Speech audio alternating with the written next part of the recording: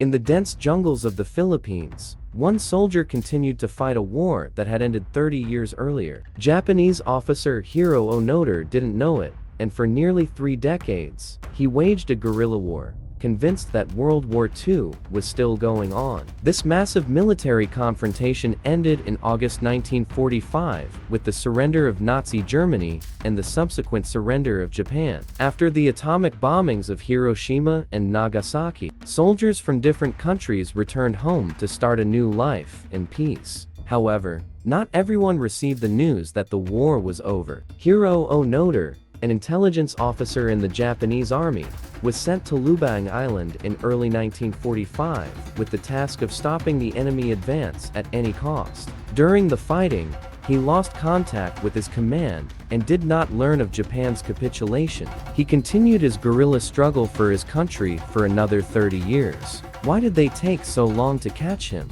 And what was his fate? This is an amazing but true story about a soldier who was lost in time.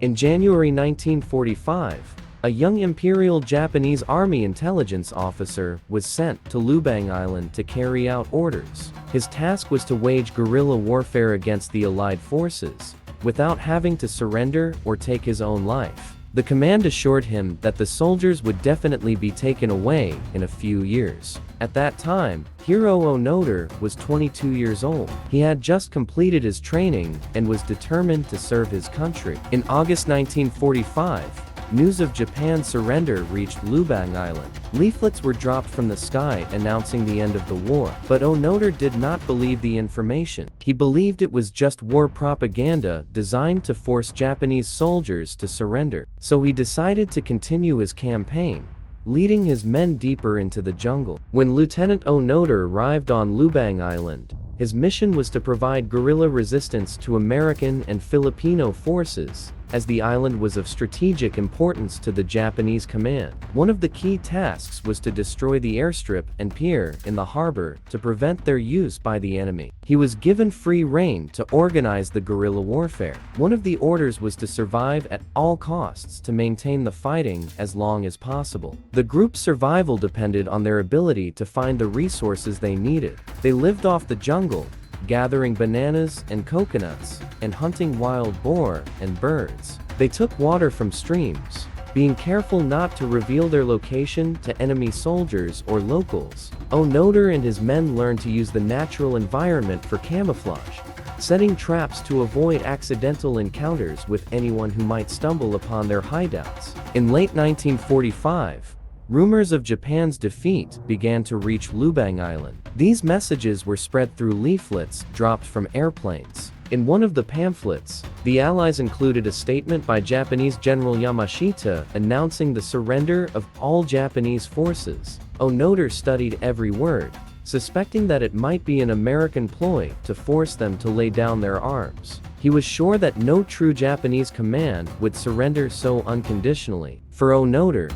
the war was not over until he received a direct order from his superiors. However, no such order came. The resolve of Onoda and his men was tested when a local man approached them with a letter from Onoda's family, delivered through the Philippine government. They begged him to stop fighting and return home. The message gave Onoda pause, but after a sleepless night, he came to the conclusion that this was another method of psychological warfare. Onoda and his men were determined to continue their resistance. They retreated deeper into the jungle, vowing to fight for decades. Their life on Lubang Island became completely isolated from the changing post-war world. Onoda's leadership was characterized by strict discipline, which he believed was necessary to maintain order and psychological balance among his men. Their daily routine became one of survival, guerrilla warfare, and patrolling. The main target remained the Air Force Base. During his 30 years on the island,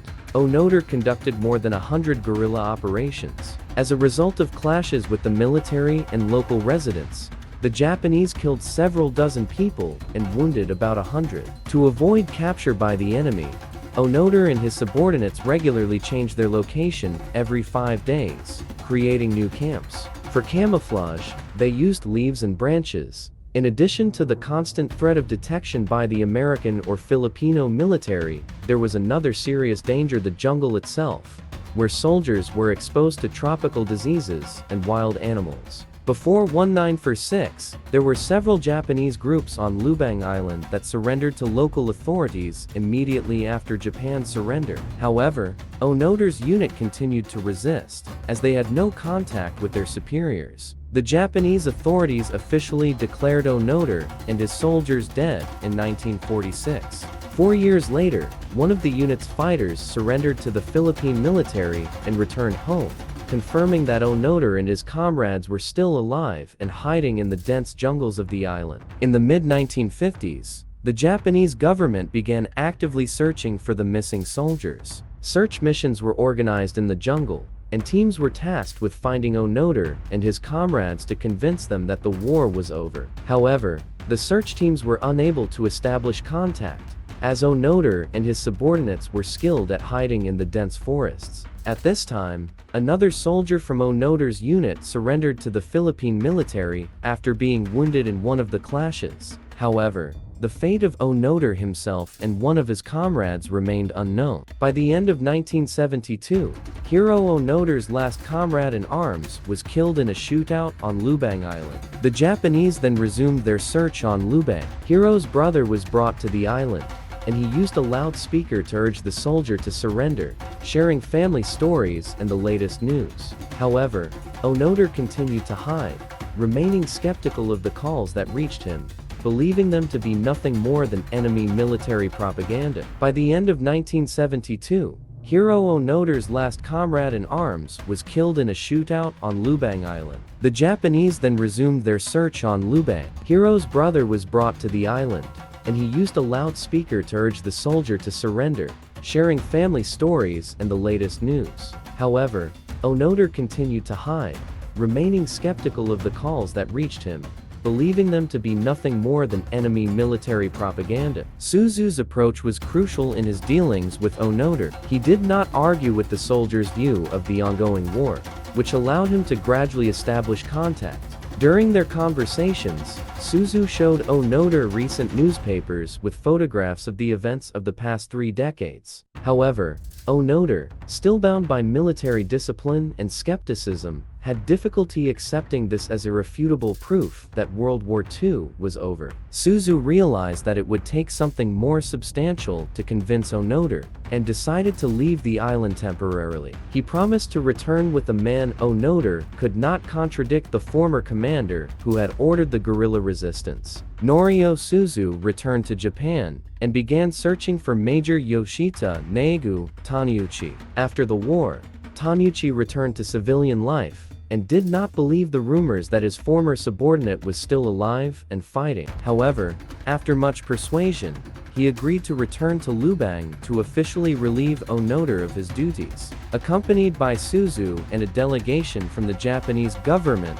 Taneuchi arrived on the island. When Onoda emerged from the jungle, he saw his former commander in an official uniform, holding documents confirming the end of hostilities and his release from service. Taneuchi explained that Japan had been at peace for almost 30 years, and that further service was no longer required. On March 9, 1974, in the jungles of Lubang, Hiroo Onoda formally surrendered. He wore his tattered uniform, which had survived 30 years of guerrilla warfare. He handed over his sword, a working rifle, and several grenades to the Philippine government.